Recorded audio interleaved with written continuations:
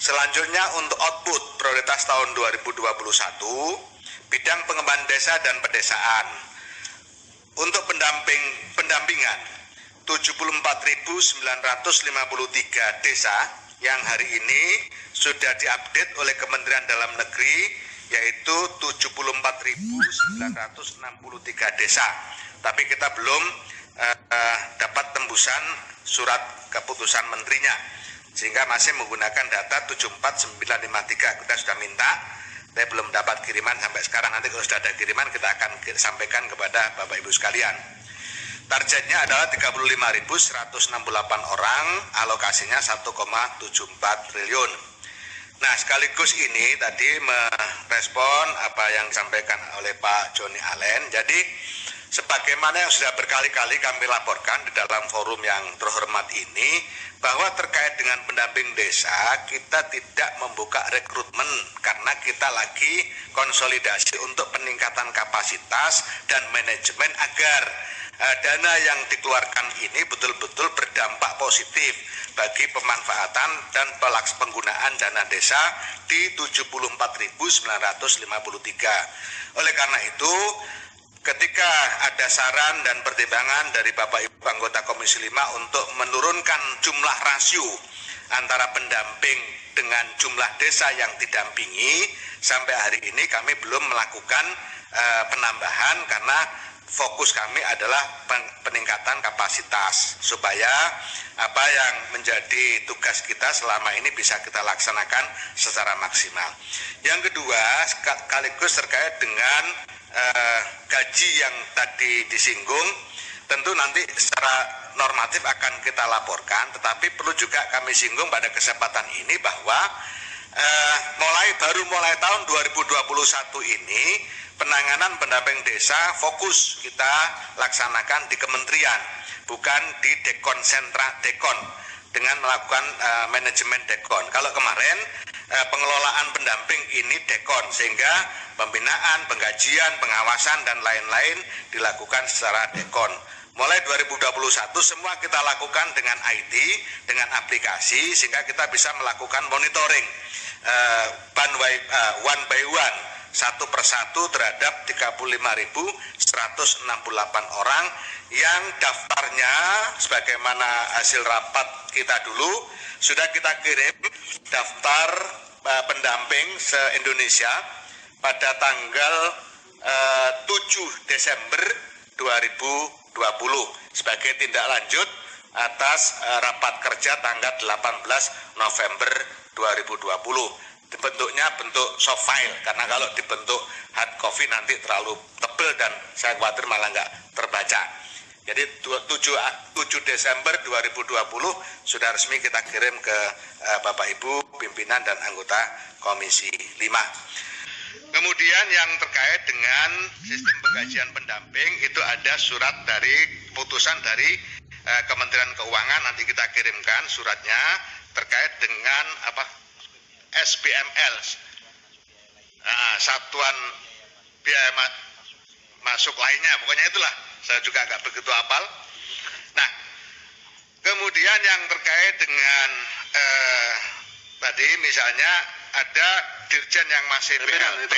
Pimpinan sedikit Pak, ini supaya begini Menteri ya, yang ditanya dan silakan Pak, baru saya persilakan. Yang ditanya dan yang dijawab supaya sinkron. Yang ditanya bukan itu, bukan soal, udah pasti ada SK menterinya. Kalau enggak akan keluar uangnya. Bukan itu pertanyaannya, itu kita tahu betul. Tanpa ada SK Menteri Keuangan dalam setiap anggaran, nggak akan ada yang keluar. Tetapi bagaimana Bapak, staf-staf Bapak mengimplementasikannya itu dalam pelaksanaan pembayaran orang dan jumlah. Itu pertanyaannya, bukan soal SK Menteri Keuangannya. Ya. Udah pasti, itu nggak perlu kita tanya Pak. Ya, nggak perlu kita tanya itu. Nggak, segala sesuatunya pasti dengan SK Menteri Keuangan. Ya. Terima kasih itu masih. Tadi kan juga ada yang menanyakan besaran Pak. Jadi kan kita juga menjawab secara global, nanti detailnya akan kita kirimkan. Kemudian implementasinya tentu ada mekanismenya di sana. Yang berlaku tahun kemarin misalnya tadi juga sudah saya laporkan, penggajian pendamping desa itu dengan menggunakan dana dekon.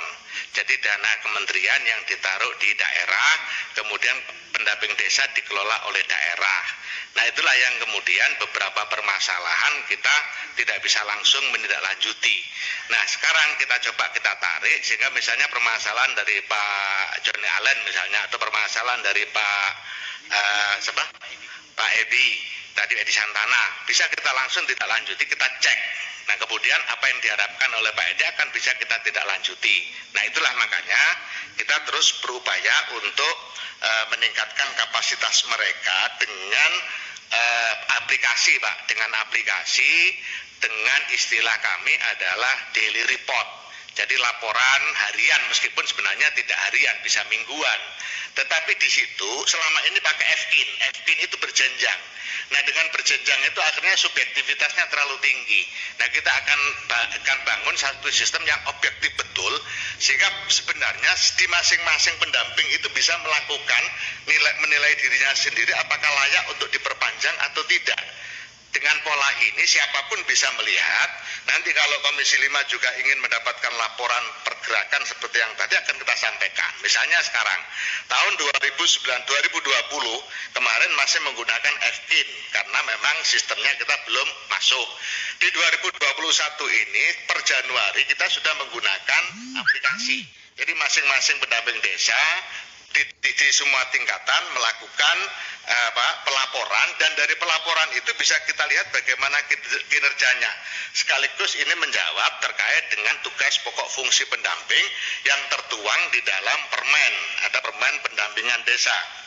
Pendampingan istilahnya. Nah di situ juga ada, nanti kita kirim permennya. Dilihat dari situ tolak ukurnya jelas, kapan dia harus menyampaikan laporan, tugasnya apa dan seterusnya.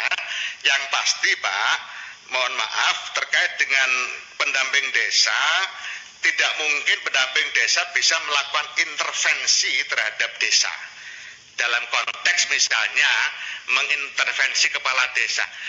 Kita sudah sepakat, meskipun masih ada agak bias sedikit di regulasi, tapi kita sudah sepakat dengan Pak Mendagri bahwa Kementerian Dalam Negeri fokus di urusan pemerintahan dan aparatur, sedangkan Kementerian Desa bergerak di bidang pembangunan dan pemberdayaan masyarakat.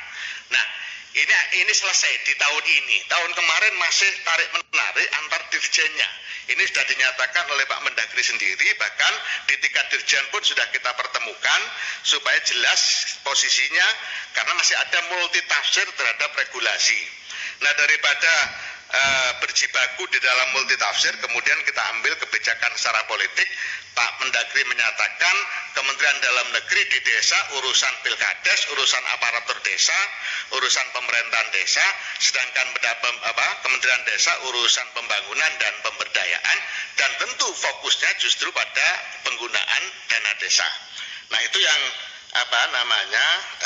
terkait dengan posisi pendamping, dan sampai hari ini Pak, kita belum melakukan pengisian kekosongan. Itu yang disebut dengan rekrutmen. Kita belum melakukan rekrutmen sama sekali karena kita lagi fokus untuk peningkatan kapasitas. Tentu nanti pada saat kita akan melakukan pengisian, pasti kita akan sampaikan kepada Bapak Ibu sekalian, karena kita pasti akan melakukan dengan cara terbuka.